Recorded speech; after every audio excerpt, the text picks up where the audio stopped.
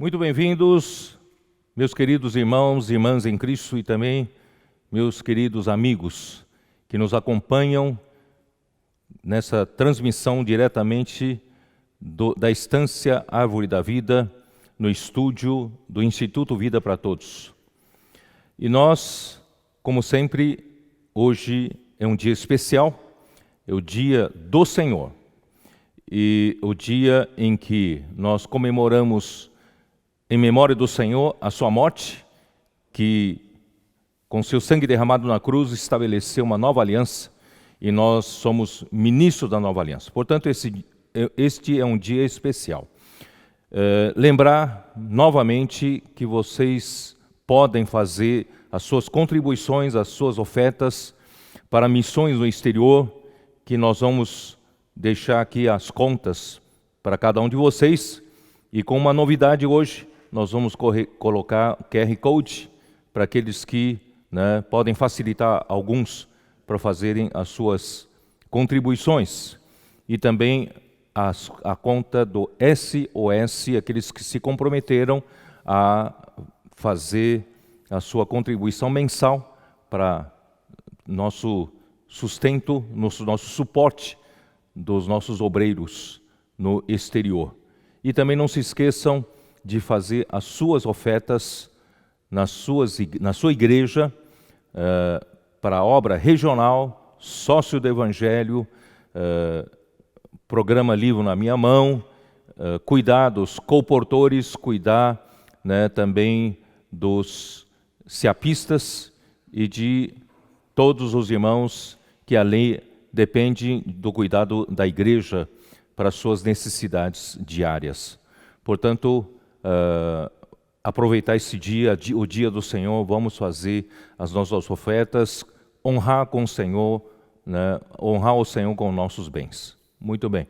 E também peço uma atenção especial para os líderes das igrejas, os cooperadores de cada região, de cada micro-região.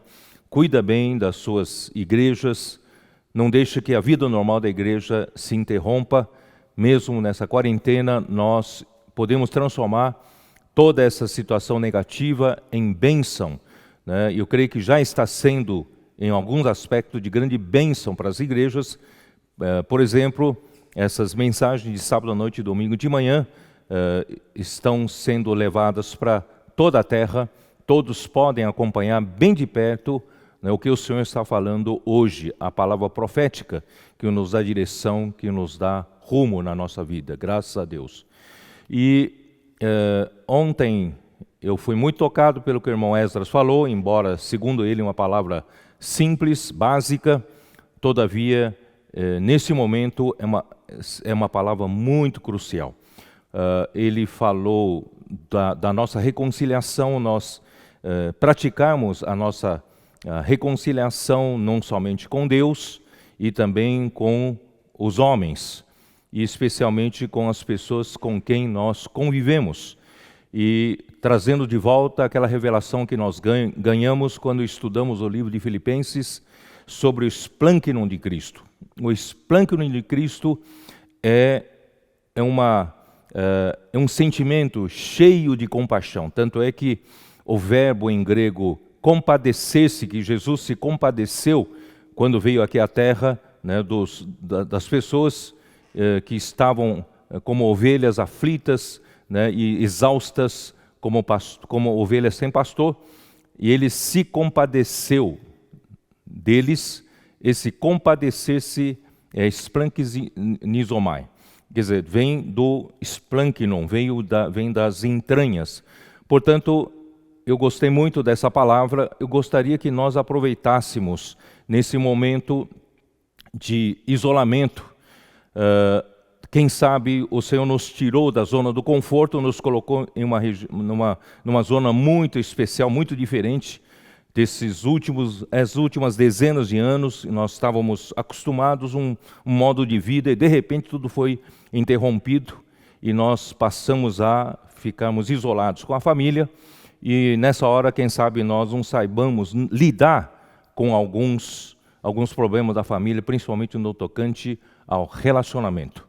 E que tal nós começarmos a aprender a nos relacionar mais. Marido e mulher, né, saibam que nós somos diferentes. Por natureza, cada um tem uma alma, cada um tem um temperamento, cada um tem uma procedência diferente, uma origem diferente, uma criação diferente. Portanto, nós somos diferentes. E ainda juntando duas pessoas diferentes, o casamento é diferente. Então, não há um casamento igual ao outro. Então, nós todos estamos sendo moldados, né, pela humanidade perfeita de Cristo. Não é moldado um à imagem do outro, mas a imagem de Cristo.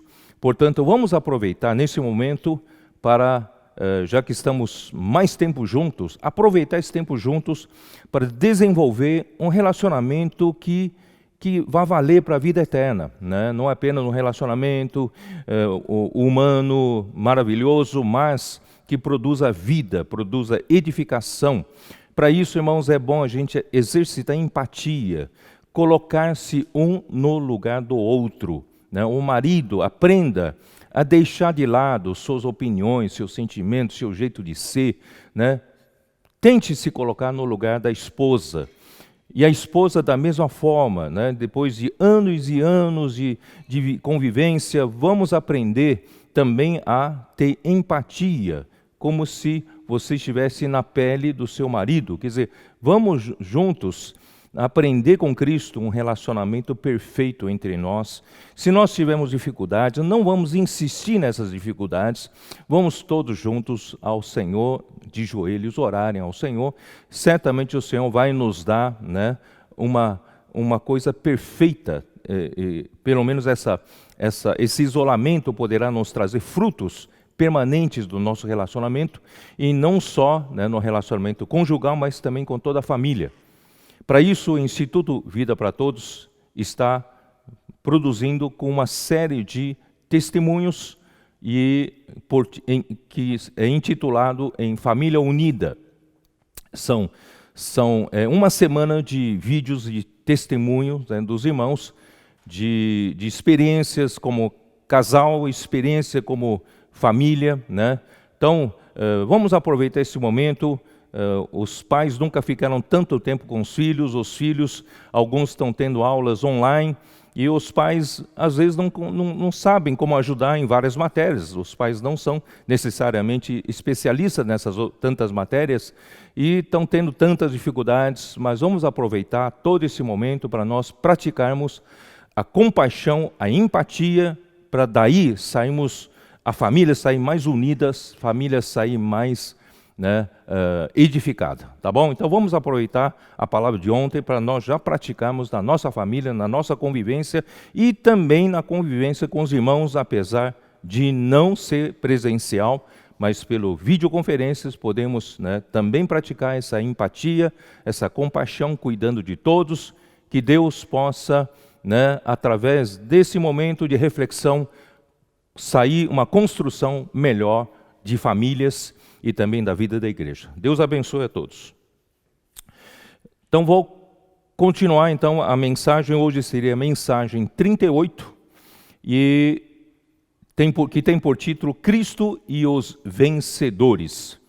E a leitura bíblica é Hebreus capítulo 10, versículos 12 e 13 e Apocalipse 12, versículos 10 e 11.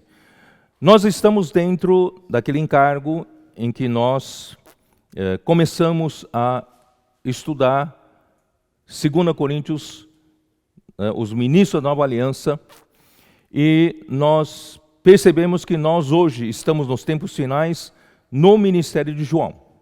E o ministério de João não morreu com João. O ministério de João permanecerá até a volta do Senhor. E no ministério de João, a revelação é para os mais íntimos. E os mais íntimos não são um grupo de seletos impenetrável, que ninguém consegue entrar, não, é só você querer. Então, hoje, eu vou tratar esse assunto de vencedores para mostrar que é para todos. Você, se quiser, você pode ser um desses vencedores. Começando por João capítulo 13, quando Jesus indicou o traidor Judas Iscariotes, e no momento em que o traidor saiu, Jesus então abriu seu coração, mostrando realmente o que ele veio fazer. O objetivo final da salvação plena de Deus é para não só salvar o homem dos seus pecados, executar o perdão dos pecados pelo sangue derramado na cruz, mas também para justificá-lo e também para reconciliá-lo e santificá-lo e, por fim, glorificar esse homem. Da mesma maneira que nosso Senhor Jesus, em João 14, disse que iria abrir esse caminho para o Pai, ele estaria indicando que todos nós, nesse plano da plena salvação de Deus, seremos levados para dentro de Deus, para dentro da glória de Deus. Isso é uma coisa maravilhosa. Portanto, se você quer fazer parte, né, desse grupo dos 11 discípulos a quem Jesus abriu seu coração no final da ceia da Páscoa, você pode fazer parte, né? Então é sobre isso que eu vou tratar nessa reunião. E daí nós fomos levados por Deus para o livro de Hebreus, porque o livro de Hebreus nos ajuda a praticar o passo a passo como nós podemos alcançar o final da salvação completa de Deus, que é nos levar à sua glória. O livro de Hebreus realmente nos dá esse caminho e nos desvenda que para isso nosso Senhor Jesus, quando ele morreu e ressuscitou, Deus lhe disse: tu és o meu filho e eu hoje te gerei. Isso está em Hebreus capítulo 5, versículo 5, que diz: assim também Cristo a si mesmo não se glorificou para se tornar sumo sacerdote, mas o glorificou aquele que lhe disse: tu és meu filho e eu hoje te gerei. Então, no momento da sua ressurreição, Deus então o admitiu para dentro da sua glória, isto é, Jesus homem, porque Jesus como Deus unigênito, ele já estava na glória do Pai, mas Jesus como filho do homem, ele precisava ser admitido para dentro de Deus e no momento da ressurreição, Deus o admitiu, o gerou, um filho de Deus, o Filho de Deus primogênito. E não só isso, nesse mesmo momento, versículo 6 diz: como em outro lugar também diz: tu és sacerdote para sempre segundo a ordem de Melquisedeque. Então, no mesmo momento em que ele foi gerado Filho de Deus, Filho primogênito de Deus, o primeiro homem a ser colocado dentro da glória de Deus, abrindo o caminho para demais filhos de Deus, ele também se tornou o sumo sacerdote, segundo a ordem de Melquisedeque, para dos céus. Aí ele subiu aos céus, né? E dos céus ele ministra no verdadeiro santuário de Deus, verdadeiro tabernáculo de Deus, ali ministra para nos levar, nos aperfeiçoar, levar-nos todos à perfeição, né? Dentro do plano da salvação completa de Deus. Muito bem, então é baseado nisso, né? Eu quero mostrar para você então agora capítulo 8 de Hebreus, já falamos tantas vezes, quero enfatizar aqui, versículo 1. Ora, o essencial das coisas que temos dito é que possuímos tal sumo sacerdote que se assentou à destra do trono da majestade nos céus. Quer dizer, ele foi nomeado sumo sacerdote para sempre, segundo a ordem de Melquisedeque, e mais do que isso, ele se assentou à destra, segundo esse versículo, à destra do trono da majestade nos céus. Quer dizer, o trono indica governo, o trono indica autoridade, o trono indica realeza, e a majestade é o rei, majestade é o soberano. Quem está lá, né, no seu trono da majestade nos céus é o nosso Deus, nosso Pai. E ele, então, elevou o nosso Senhor Jesus Cristo, depois de sua ressurreição, à sua direita, à direita do trono da majestade.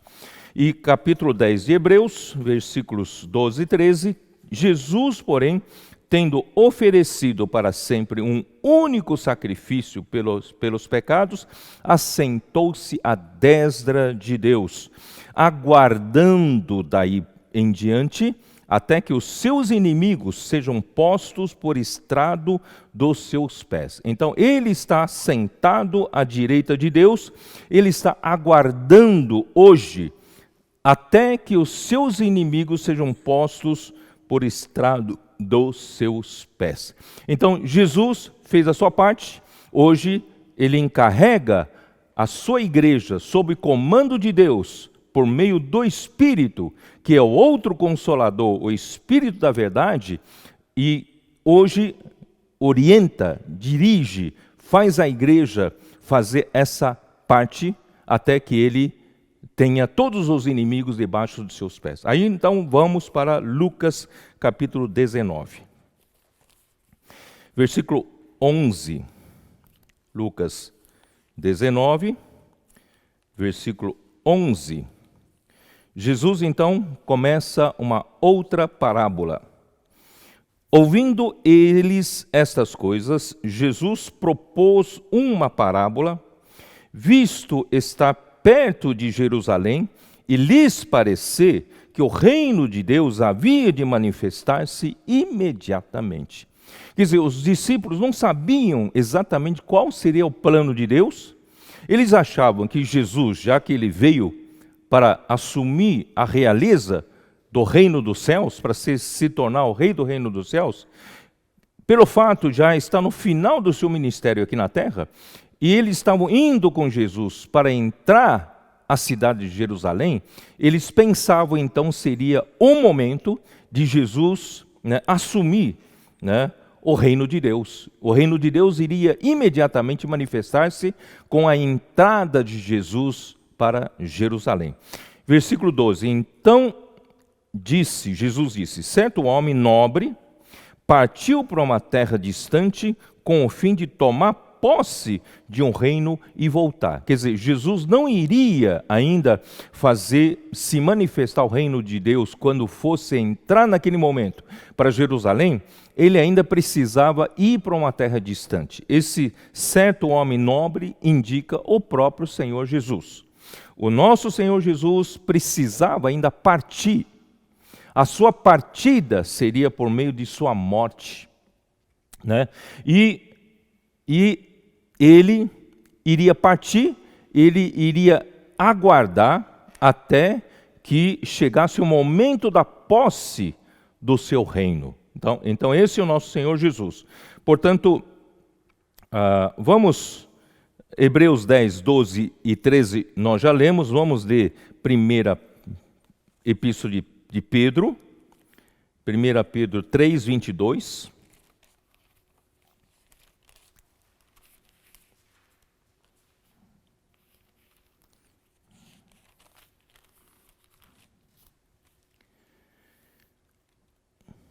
No final de 21 fala assim, mas a indagação de uma boa consciência para com Deus por meio da ressurreição de Jesus Cristo.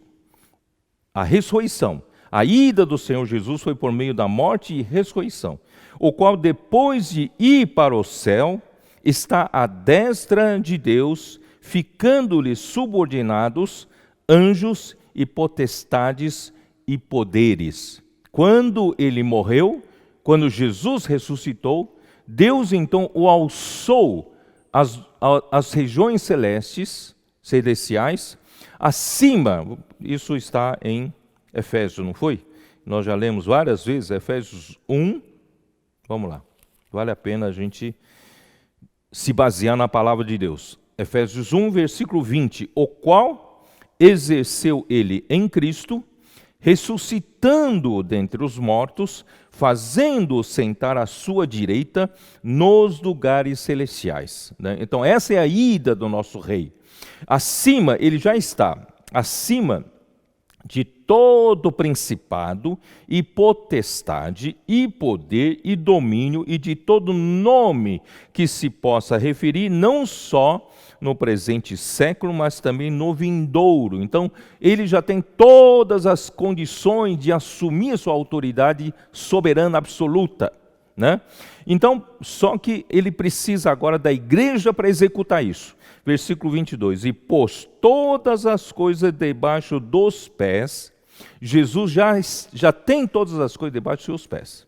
E para ser o cabeça sobre todas as coisas, o deu à igreja. Quer dizer, a igreja tem a responsabilidade de pôr de fato todas as coisas debaixo dos seus pés. Por isso que Deus deu Cristo como cabeça para a igreja executar essa tarefa, a qual é o seu corpo, a plenitude daquele que a tudo enche em todas as coisas. Muito bem, então vamos continuar Lucas 19, vamos voltar para Lucas 19. Senhor Jesus, 19, né?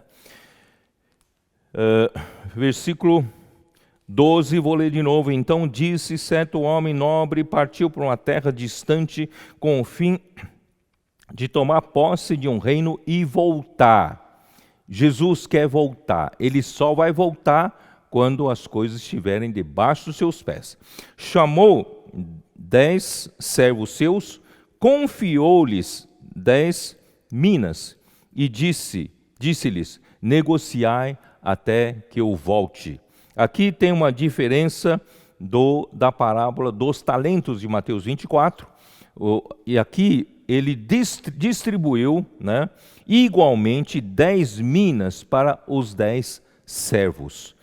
Só para você ter uma ideia, uma mina refere-se a 100 dracmas gregas, e que é igual um denário romano, quer dizer, são 100 dracmas ou 100 denários.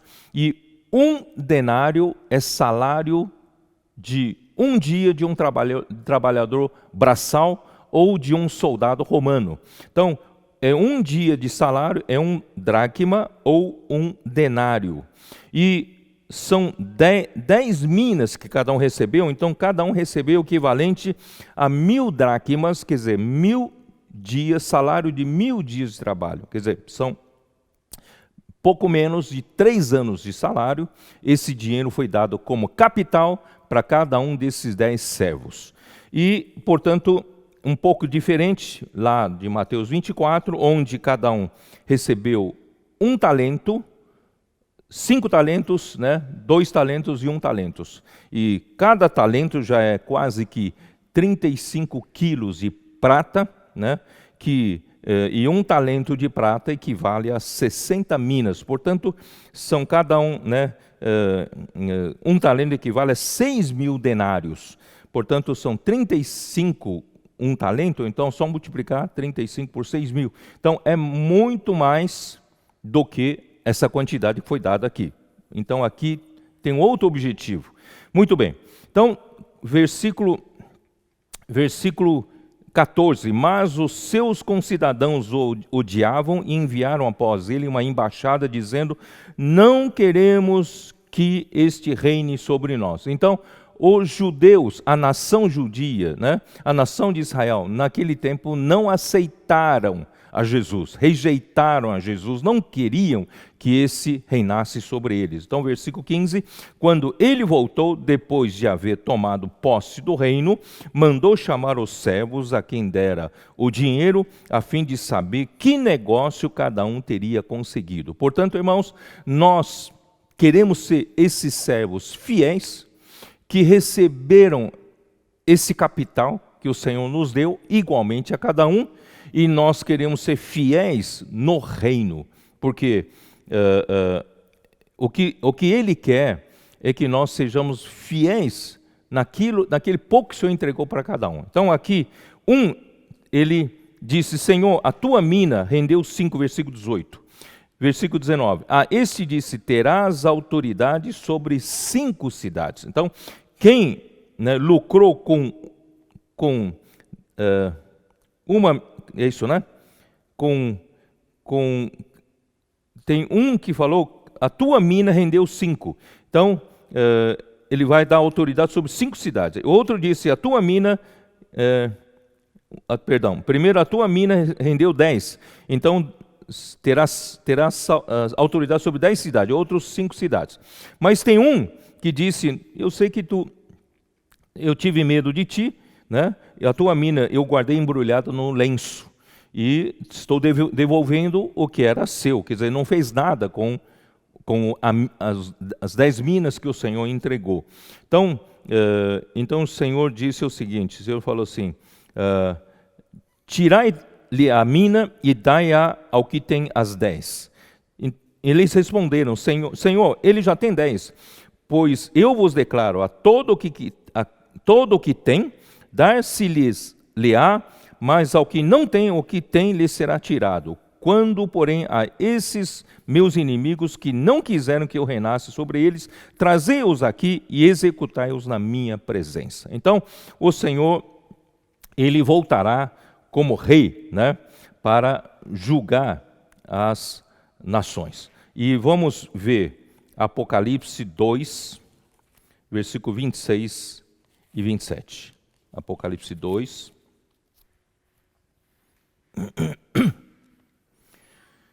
Ao vencedor que guardar até o fim as minhas obras, eu lhe darei autoridade sobre as nações, e com cetro de ferro as regerá, e as reduzirá a pedaços como se fossem objetos de barro.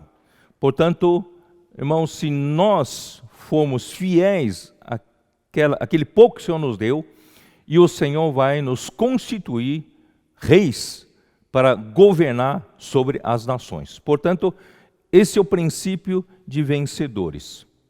Eu vou explicar um pouco melhor. Por exemplo, há muitos que creram no Senhor Jesus. Então, o número de cristãos, vamos chamar de cristandade, o conjunto dos cristãos, é grande. Mas o número dos que o Senhor pode contar com eles é pequeno. O Senhor salvou muitos, são muitos cristãos, muitos que se declaram e alguns não se declaram cristãos, e eles vivem na aparência do reino dos céus. Eu vou explicar isso melhor depois. Então, eles vivem na aparência do reino dos céus, mas não têm a realidade dos cidadãos do reino de Deus.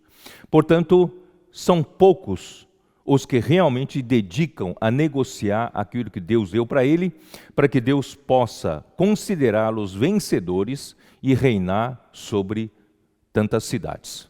Então, esta mensagem tem por objetivo a convocar você, a deixar, aproveitando esse momento da pandemia, esse isolamento social, vamos fazer uma reflexão na nossa vida cristã, não apenas ser um cristão superficial, que durante a maior parte do tempo da nossa vida vivemos para nós mesmos, preocupados com o nosso futuro, em ganhar dinheiro, em cuidar bem da nossa família, né? E tem bens, propriedades, patrimônio, né?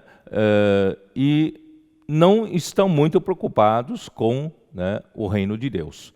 Eles podem até ir aos cultos, né, aos domingos, eles podem até, né, darem as suas contribuições em dinheiro, mas o coração deles não está no reino de Deus. Portanto, a vinda do Senhor está próxima.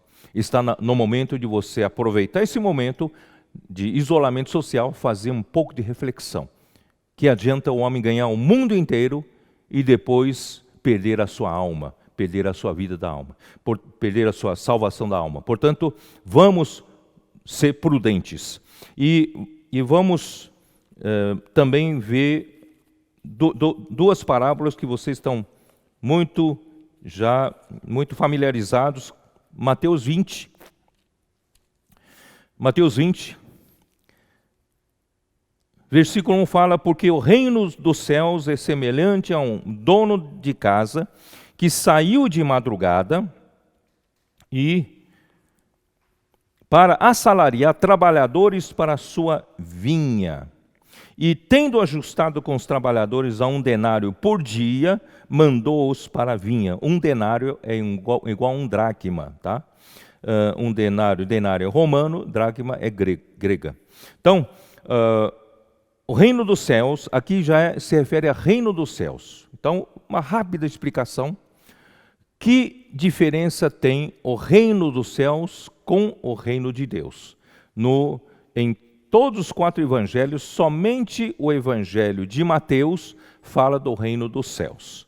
E o reino de Deus, falando de uma forma bem resumida, o reino de Deus é o reino em que Deus governa desde a eternidade passada até a eternidade futura, incluindo todo o tempo da fundação do mundo, né? Do tempo dos patriarcas, do Antigo Testamento, Novo Testamento, até, né, o reino milenar, novo céu, nova terra, né? Todo esse período de eternidade a eternidade, Deus governa. Deus é o rei do reino de Deus. Todavia, por causa da rebelião de Satanás, em algum momento no passado, trouxe desordem, corrupção, confusão nesse universo, nesse mundo, e ainda corrompeu o homem, fez o homem cair, e o pecado entrou no homem, a morte entrou no homem, e trouxe uma grande confusão também aqui na terra, entre os homens. Então Deus quer restaurar a sua autoridade sobre a terra, colocando a ordem, justiça e paz novamente aqui na terra.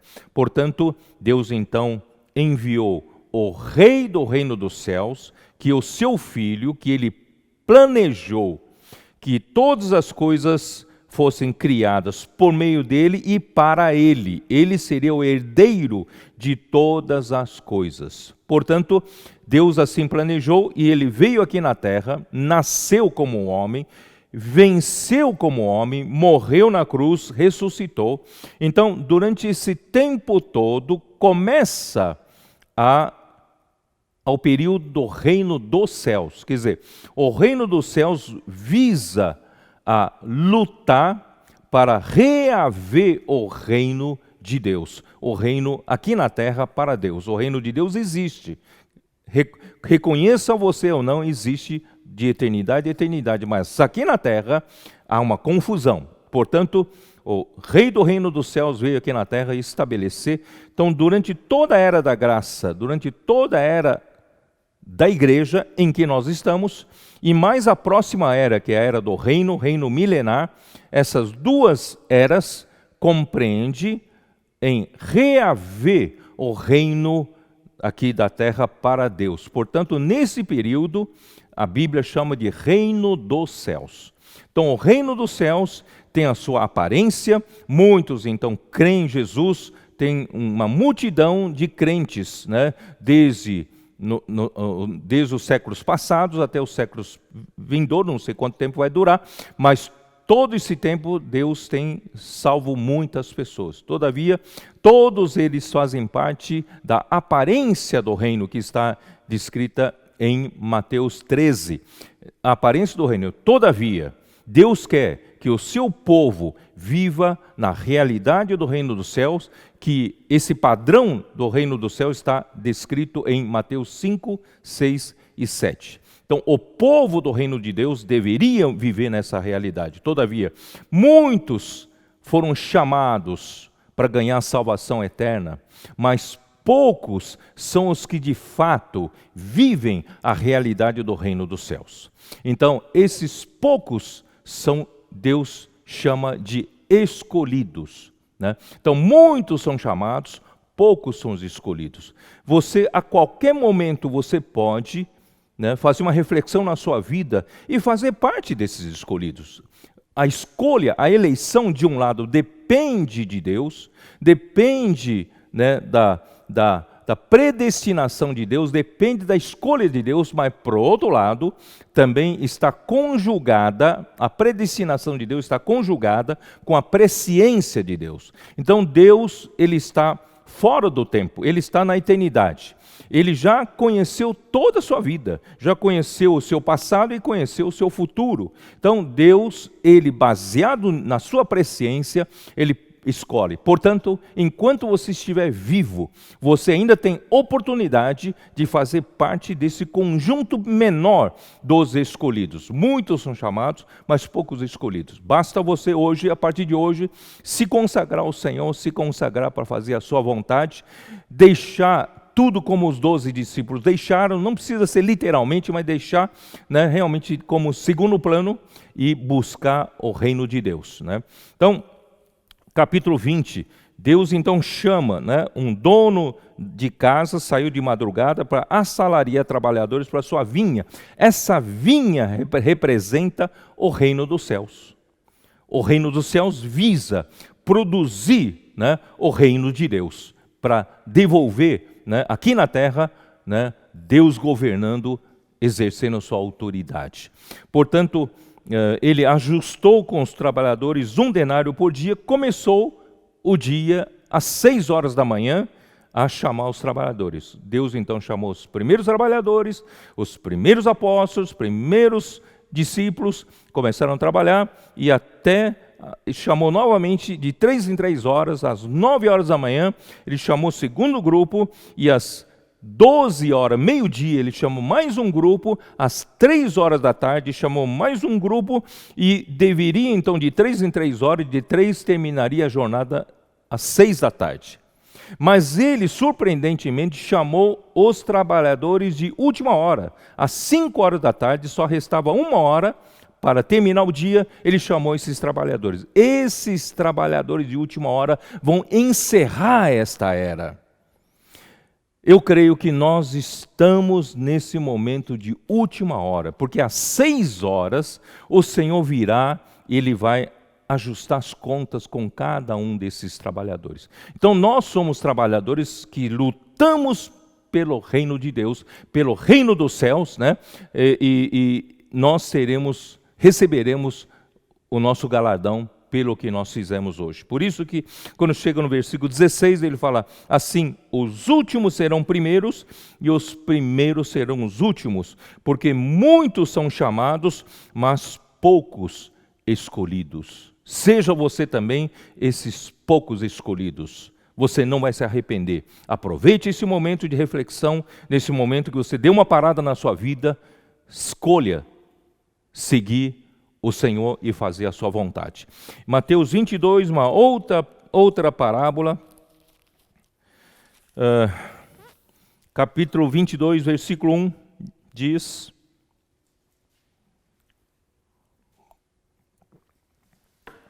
de novo entrou Jesus a falar por parábolas, dizendo-lhes, o reino dos céus é semelhante a um rei que celebrou as bodas de seu filho. O reino de Deus, graças a Deus, que durante o tempo da era da igreja, também a era do reino milenar, dos 1000 anos, por um lado, Deus está reavendo a sua autoridade na terra, mas Ele também está fazendo uma coisa que Ele sempre quis fazer, que é o quê? Que é o casamento do seu filho. Deus, então, planejou Ele criar o homem e trabalhar nesse homem, para que esse homem seja totalmente trabalhado com a sua vida e natureza, ser igual a Ele, ser um com Ele, não é isso? Para que ele pudesse ter a mesma natureza de Deus, para poder ser essa noiva do seu filho, o complemento de seu filho. Então, Deus tem esse desejo, né? Isso está em Efésios 5, vamos dar uma olhada. Efésios capítulo 5. Irmãos, eu não estou conseguindo avançar muito segundo o meu esboço, mas eu não tenho preocupação, não. Vamos parar onde puder parar e a gente, né, prossegue, não tem pressa. Tá? É importante a gente conseguir detalhar bem essas coisas. Capítulo 5 de Efésios, aproveitar e falar um pouco para as mulheres. Mulheres, versículo 22, sejam submissas ao seu próprio marido como ao Senhor. Porque o marido é a cabeça da mulher, como também Cristo é o cabeça da igreja, sendo este mesmo salvador do corpo. Cristo salvou o seu corpo, salvou sua igreja. Como, porém, a igreja está sujeita a Cristo, assim também as mulheres sejam em tudo submissas ao seu marido. Maridos, amai vossa mulher, como também Cristo amou a igreja e a si mesmo se entregou por ela. Olha só que empatia, que compaixão, né, que Cristo demonstra com a sua igreja para servir de exemplo para nós hoje, maridos e mulheres. Para que a santificasse, tendo-a purificado por meio da lavagem de água pela palavra, porque ele tirou da gente do pecado, tirou-nos do mundo, tirou-nos ainda vivendo na carne, e ele está nos santificando, aleluia, estamos passando pelo processo de santificação, isto é, estamos sendo saturados pelos elementos santos de Deus. Não é mero procedimento sem pecado, mas Deus está nos enchendo de Deus mesmo em nós. Os elementos de Deus estão nos enchendo a cada dia, né? Por meio do quê? Por meio da lavagem de água pela palavra. A sua palavra nos lava, nos tira, remove os elementos que não são Deus, está nos colocando todos os elementos santos de Deus. E por isso, a importância da palavra é muito grande na nossa vida. Versículo 27, para apresentar a si mesmo igreja gloriosa, sem mácula, sem ruga, nem coisa semelhante, porém santa e sem defeito. Ele está fazendo isso conosco, com a sua igreja. Assim também os maridos devem amar sua mulher como ao próprio corpo. Quem ama a esposa, a si mesmo se ama.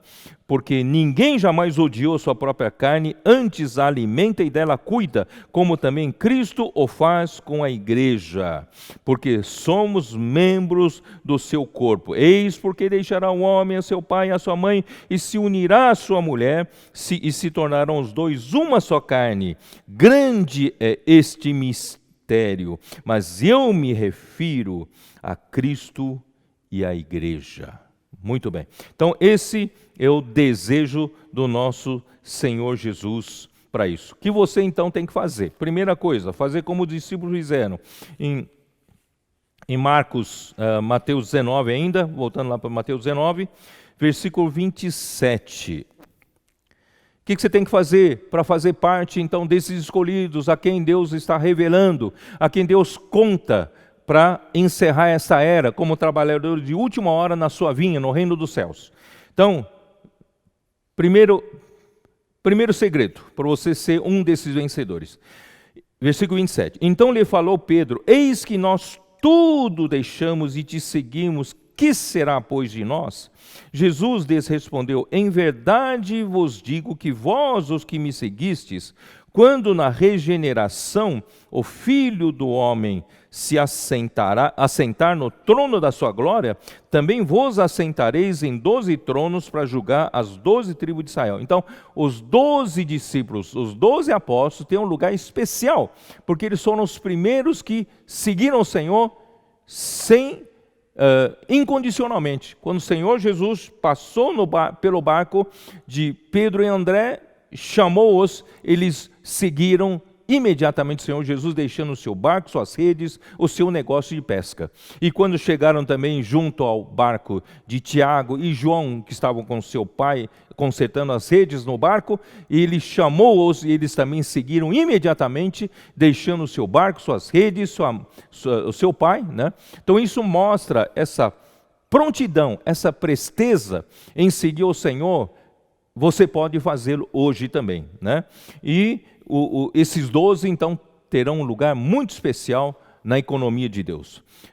E todo aquele que tiver deixado casas, ou irmãos, ou irmãs, ou pai, ou mãe, ou mulher, ou filhos, ou campos, por causa do meu nome, receberá muitas vezes mais e herdará a vida eterna. Porém, muitos primeiros serão os últimos e os últimos serão os primeiros. Bom, muito bem. Então, eu não... Senhor, eu acho que acabei de pular. Estava falando da parábola das bodas. E Deus está, capítulo 22 de Mateus, Deus preparou uma festa. E essa festa, Deus nos mostrou lá em Isaías 55, que é a grande festa da plena salvação de Deus. E essa festa vai terminar com as bodas do seu filho, do casamento do seu filho. Então, essa festa, Deus, convidou os primeiros convidados. E os primeiros convidados se escusaram, não vieram. Então ele disse novamente, no versículo 4, enviou ainda outros servos com esta ordem: dizei aos convidados, eis que já preparei o meu banquete, os meus bois e cevados já foram abatidos e tudo está pronto. Vinde para as bodas, que do Senhor Jesus, como o cordeiro pascal, já tinha sido morto, tinha sido imolado, para ser comido, como naquela noite o povo de Israel comeu a carne do cordeiro antes de sair do Egito. Portanto, Deus preparou tudo, até a morte do seu filho na cruz, para nossa redenção e também para nós termos alimento, para termos força e energia para essa caminhada até as bodas do Cordeiro. Então, mas muitos não quiseram, agarraram os servos, maltrataram e mataram. E versículo 7, o rei ficou irado e enviou as suas tropas, exterminou aqueles assassinos e lhes incendiou a cidade. Isso aconteceu no ano 70, quando o imperador Tito, o imperador romano Tito, destruiu Jerusalém. Tá? Aí, versículo 9, ide, pois, para as encruzilhadas dos caminhos e convidai para as bodas a quantos encontrardes. Irmãos, esses que estão nas encruzilhadas pelos caminhos, irmãos, somos nós.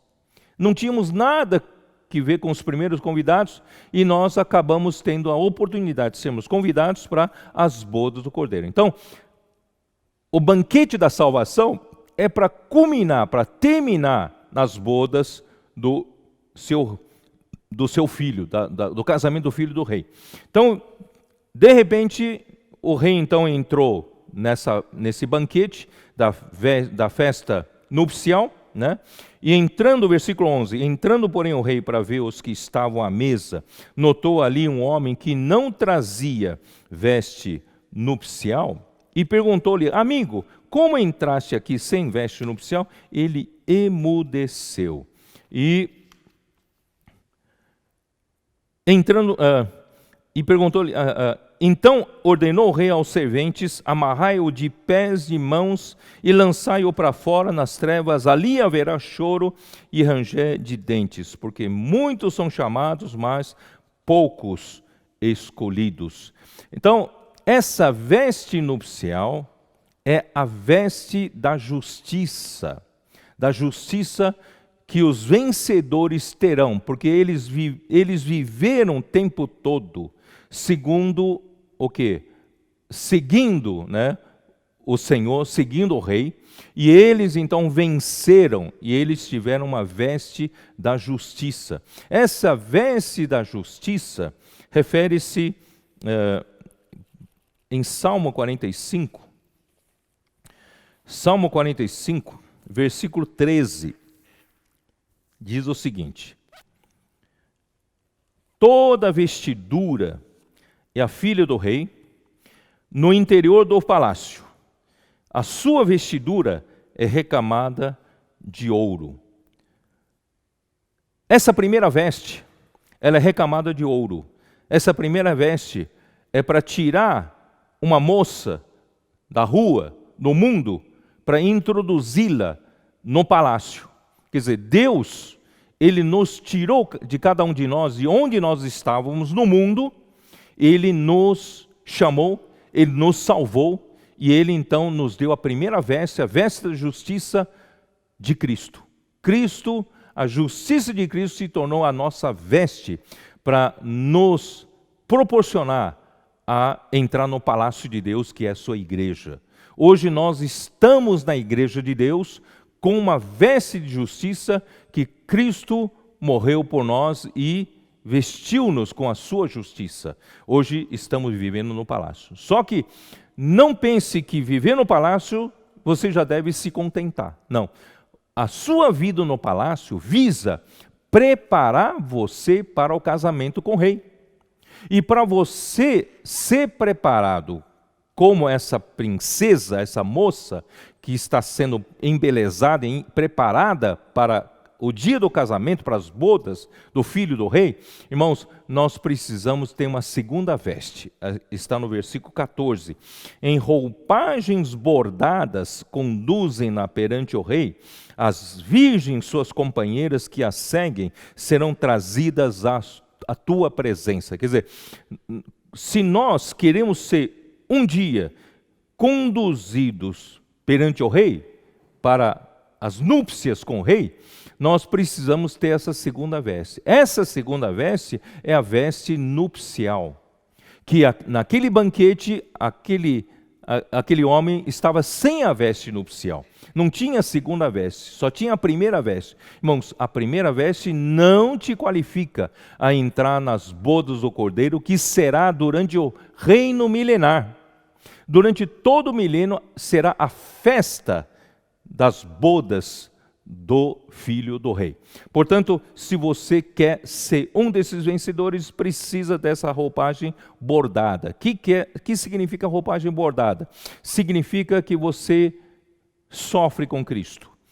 Pela vontade de Deus, pela realização da vontade de Deus, você também passa por tribulações, sofrimentos, situações difíceis por causa de Cristo, por amor ao Evangelho, por amor do Senhor, e você nega a si mesmo, nega a sua vida da alma. Portanto, você de bordada em bordada, cada bordada pode ter uma pequena dor, mas assim, nós estamos dispostos a ter essa segunda veste para nós participarmos do banquete celestial das bodas do Cordeiro. Vamos lá. Então, voltando lá para Lucas, 19.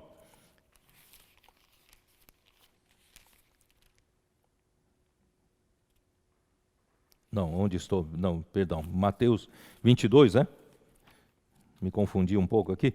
Mateus 22. Então, aquele que não tinha veste nupcial, ele então foi amarrado de mãos e lançado fora nas trevas. Ali haverá choro e ranger de dentes. Ele não vai para a perdição eterna, porque uma vez que ele foi chamado, mesmo com a veste nupcial não preparada, ele ainda é um salvo, foi chamado para receber a salvação eterna. Só que ele não pertence a um dos escolhidos. Um escolhido prepara a sua veste para participar das bodas do casamento do Filho do Rei.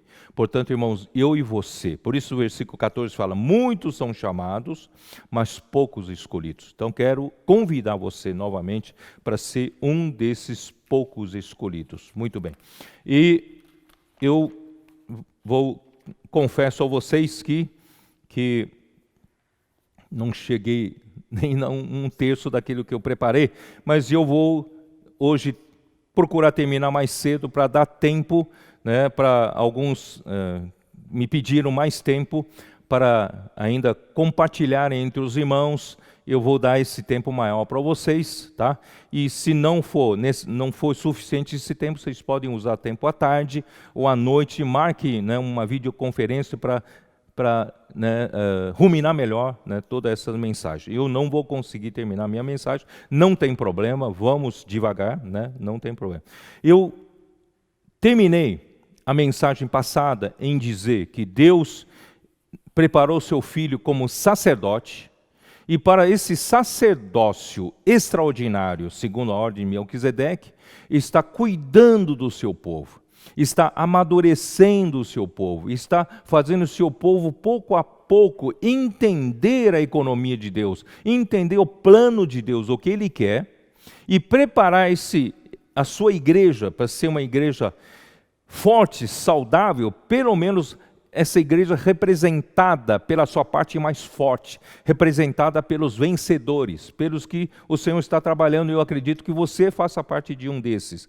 Portanto, Deus está nos preparando, né, para, como o sacerdócio de Cristo está nos preparando a igreja, para recebermos a glorificação, sermos inseridos em Deus, mas, além de sacerdócio, Cristo também assumiu o quê? Autoridade. Foi-lhe dado autoridade sobre todo o principado e potestades, sobre toda outra autoridade. Então, ele está hoje assentado à direita do trono da majestade. A ele pertence todo o poder, todo o domínio, né? Então, Deus precisa executar também essa parte da realeza. Ele vai usar essa igreja que ele amadureceu, que ele está amadurecendo, para cooperar com Cristo, para executar o seu julgamento sobre todas as coisas, para que ele possa colocar todas as ordens, todas as coisas em ordem, todos os inimigos debaixo dos pés de Cristo, né, para Cristo poder reinar e, por final, entregar o reino a Deus Pai. Portanto, esse é o objetivo de Deus. Portanto, existe dois aspectos em Hebreus. O sacerdócio, segundo a ordem de Melquisedeque, e também a realeza de Cristo. Em uma única pessoa, reúnem essa união maravilhosa entre o sacerdócio e a realeza. E Deus hoje espera a minha cooperação. Já que ele não pode contar com toda a cristandade, como eu já falei, nem todos estão dispostos a viver. Eu vou mostrar para vocês, vamos lá. Mateus 16. Então, se você quer fazer parte desses que seguem o Senhor, né, que faça parte dos vencedores, então, capítulo 16 de Mateus, versículos 24 e 25, ali diz: Então, disse Jesus a seus discípulos: se alguém quer vir após mim, a si mesmo se negue, tome a sua cruz e siga-me. Se você quer saber qual é o caminho, não é o caminho da sua valentia, não é o caminho, né, de que deixa comigo que eu vou derrotar Satanás. Não, nós não temos essa força. O caminho, irmãos, é da cruz, porque Cristo venceu o diabo na cruz. E o nosso caminho é na cruz, porque nós ainda somos muitas vezes vencidos pelo nosso velho homem, pela nossa carne, pela velha criação que ainda há em nós, mas graças a Deus a cruz está fazendo esse trabalho de remover esses velhos elementos para que os elementos de Deus entrem. Então, como ser um vencedor? Primeiro, né, o segundo segredo, o primeiro foi deixar tudo e seguir o Senhor. Segundo, como seguir o Senhor? Versículo 24. Então disse Jesus aos seus discípulos: se alguém quer vir após mim, quer seguir-me, a si mesmo se negue. Vamos aprender a negar-nos a nós mesmos e tomar a cruz, a nossa cruz, e seguir o Senhor. Isso é seguir o Senhor, né? Negar-nos a nós mesmos. Muitas vezes nós não queremos mudar, né? No casamento, por exemplo, eu sou assim, eu nasci assim, vou morrer assim. Não, não é verdade. Nós podemos negar a nós mesmos, o nosso jeito de ser, a nossa vida da alma precisa ir para a cruz. Versículo 25, porquanto quem quiser salvar a sua vida, essa palavra vida em grego aqui é psique, é a vida psicológica, a vida emotiva, né? Quem quiser salvar a sua vida psique, vai perder. Mas quem hoje, tomando a cruz, fazendo perder seu psique, né? Você vai salvar a sua alma. Então, irmãos, hoje é o momento da gente aprender a perder. Na discussão entre marido e mulher, na discussão na família, na discussão entre duas pessoas, melhor não ganhar sempre a discussão. Aprender a perder a alma, para você ganhar a sua alma, ganhar a salvação da alma. Muito bem. Então, onde eu quero chegar é o seguinte: quando chega, semana passada eu terminei em Salmo 2. Vamos abrir a sua Bíblia, né? Abra a sua Bíblia em Salmo capítulo 2. Porque Salmo 2, qual a ligação? Qual a sua ligação com Hebreus? A sua ligação está no versículo 7. Proclamarei o decreto do Senhor, ele me disse, tu és meu filho, eu hoje te gerei. Isso está descrito 2 vezes no livro de Hebreus, no começo, né? E também no capítulo 5, né? Acho que é isso, né? Hebreus está dito no capítulo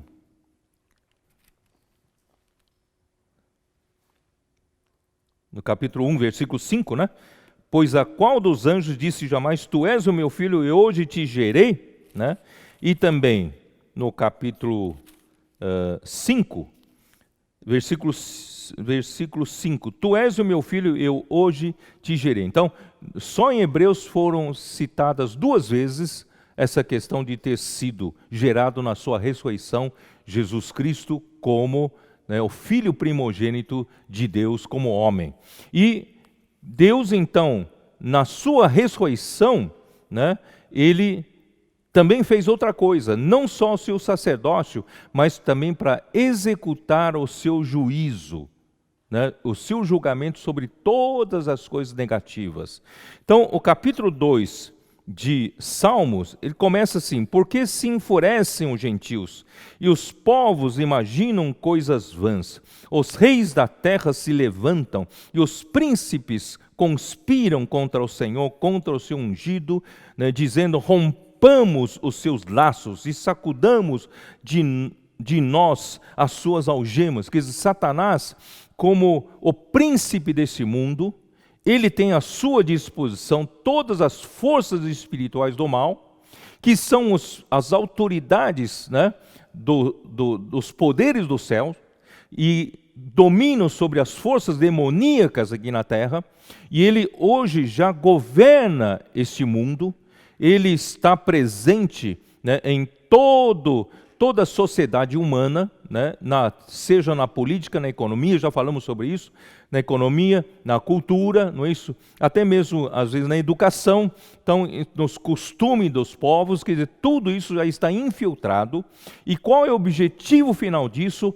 É colocar todos contra Deus e contra qualquer coisa que se assemelha a Deus. Então, ele, desde o início, ele quis ser igual ao Altíssimo, ele quis ser Deus. Portanto, ele vai fazer os homens, as nações, se oporem a Deus e se rebelarem contra Deus, querendo que se rompa esse laço ainda de ligação, né, do homem com Deus e também das suas algemas. Eles acham que os princípios de Deus, as coisas de Deus são algemas para o homem. O homem quer liberdade, Satanás quer liberdade de fazer o que ele quer.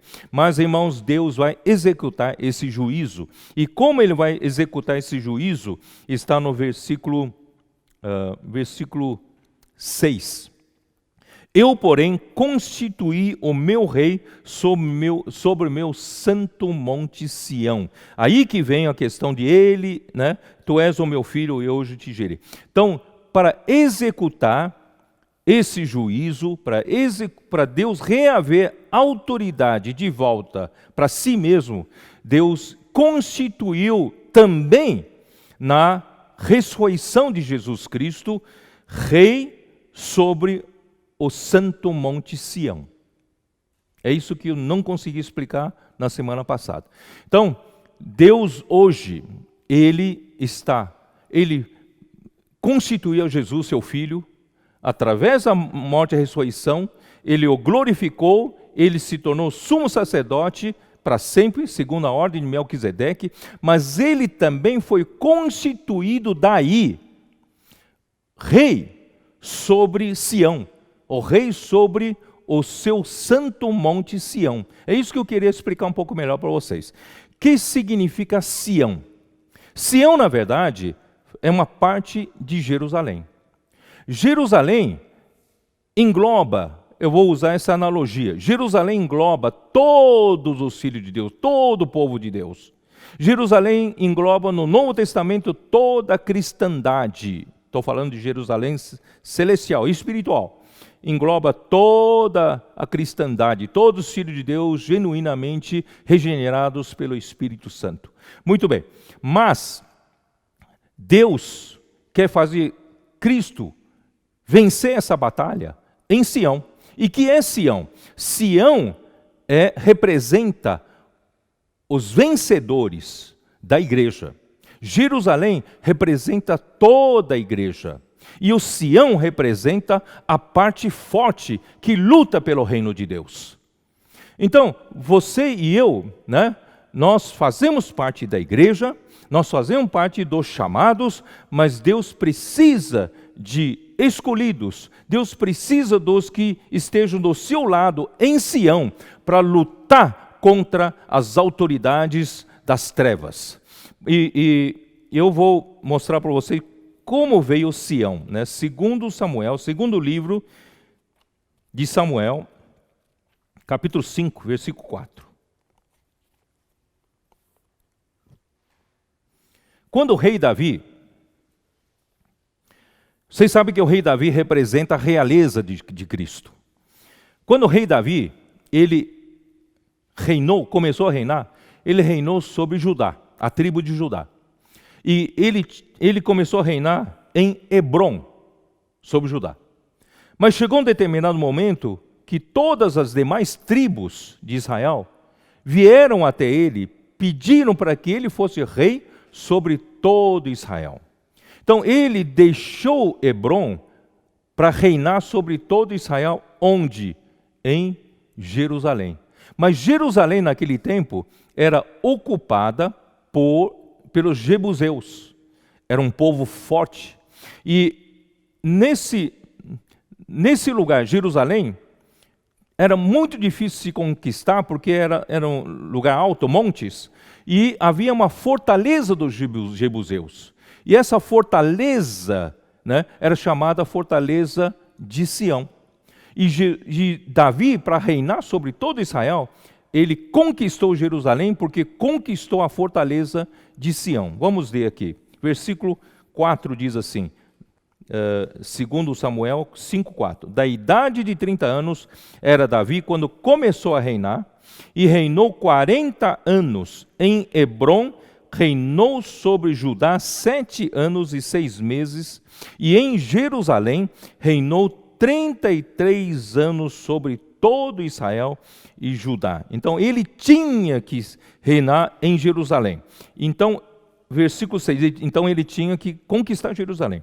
Partiu o rei com os seus homens para Jerusalém, contra os jebuseus que habitavam naquela terra, e que disseram a Davi: não entrarás aqui, porque os cegos e os coxos te repelirão, como quem diz: Davi não entrará neste lugar. Porém Davi tomou a fortaleza de Sião, esta é a cidade de Davi. Então, a fortaleza de Sião que Davi tomou, se tornou a cidade de Davi. Então, versículo 9, assim habitou Davi na fortaleza, ele chamou a cidade de Davi, foi edificando em redor, desde Milo e para dentro. Ia Davi crescendo em poder cada vez mais, porque o Senhor, Deus dos exércitos, era com ele. Portanto, irmãos, Jerusalém, como um todo, representa a igreja. Mas Deus não consegue contar com todos os membros da igreja. Nem todos estão atentos para a vontade do Senhor, nem todos conhecem a vontade do Senhor, nem todos se dispuseram a seguir o Senhor. Então Deus está levantando um grupo de pessoas para formar a fortaleza de Sião. Você está sendo convocado para isso, para ser a fortaleza de Sião. Salmo 110. Mesmo esse assunto, eu não vou conseguir terminar, eu vou deixar também para a semana que vem. Mas eu vou terminar aqui com o Salmo 110. 110, Salmo 110.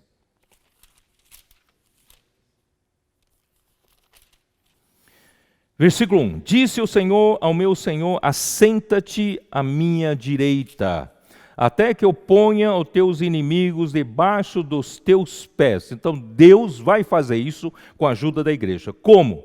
O Senhor enviará de Sião o cetro do seu poder, dizendo, domina entre os teus inimigos. Preste bem atenção no versículo 2. O Senhor enviará de Sião o cetro do seu poder, dizendo, domina entre os teus inimigos. Então, é a partir de Sião que Deus fez Cristo começar a executar e exercer o seu domínio e o seu poder a partir de Sião. Então, o que é Sião? Sião é formado, como disse, dos vencedores. Então, o versículo 3 começa a convocação dos vencedores. Você quer fazer parte dessa convocação dos vencedores? Então, aqui diz assim, apresentar-se-á voluntariamente o teu povo, no dia do teu poder, com santos ornamentos como orvalho emergindo da aurora, serão os teus jovens. O Senhor está convocando voluntariamente. Ele não está obrigando ninguém, não. Essas mensagens são para convocar você. Irmão, não estou aqui dando mensagem só por passar um pouco de conhecimento bíblico. É uma convocação. Deus precisa de Sião. Deus precisa de escolhidos que se decidam para lutar do seu lado. Então Deus está convocando voluntariamente o seu povo no dia do seu poder, para exercer o seu poder. Aí a segunda parte do versículo 3, eu gostei muito da tradução do King James atualizada. Eu vou pedir para projetar aqui, que diz assim, né? Nos montes, o teu povo, não é isso, né? O teu povo se apresentará generoso no dia da convocação. Vamos ser generosos em apresentar-nos diante dessa convocação. Aí a parte final desse versículo eu gostei muito. Nos montes santos, mais numerosos do que gotas do orvalho, no seio da aurora, tu terás teus exércitos de jovens santos. Aí que entram jovens.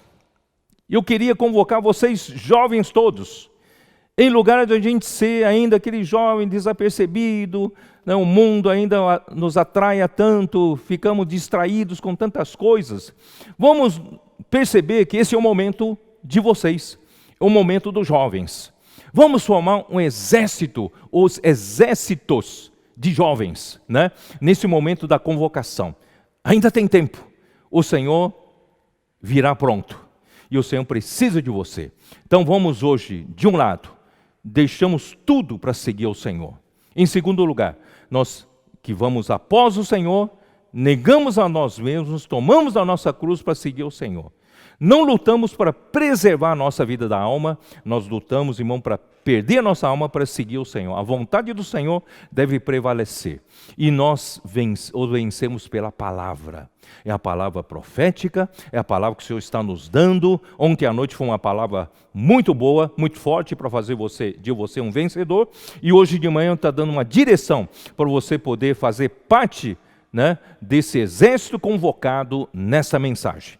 Você seja um desses convocados, principalmente os jovens. Precisamos dos jovens. Vocês têm energia, vocês têm força, né, para lutar contra no inimigo, as forças do inimigo. Vamos juntar-nos como exército. É isso que eu vou passar, né, para vocês, dando mais tempo. Vamos deixar o resto para a semana que vem.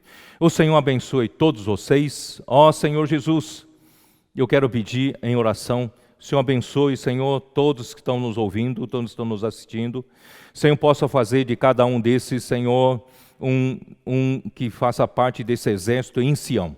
Senhor Jesus, da fortaleza do Monte Santo de Sião, sairá, Senhor, o teu poder para dominar, para governar, Senhor, todas as coisas, restabelecendo o teu reino, o reino de Deus, através do reino do céu sendo restabelecido. Senhor, por isso guarda todos os irmãos que estão nos ouvindo, todos que estão nos assistindo.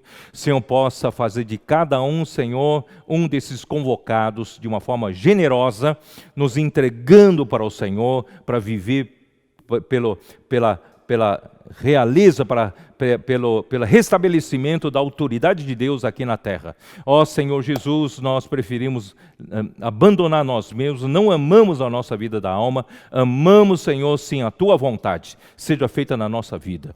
Durante essa pandemia, durante esse isolamento, Senhor, usa esse momento para fazermos uma reflexão, para fazermos, Senhor, uma entrega total ao Senhor, mediante essa convocação. Senhor Jesus, guarda cada família, guarda nosso relacionamento, queremos nos aperfeiçoar no relacionamento conjugal, familiar e também com os irmãos. Ó Senhor Jesus, usa esse momento para nos tornar realmente pessoas úteis a Ti, não mais pessoas como crianças levados de um lado para outro pelo vento de doutrina. Nós queremos seguir firmemente, Senhor, aos passos da Tua palavra. Leva-nos adiante. Senhor, abençoa cada um que está nos ouvindo. Jesus é o nosso Senhor.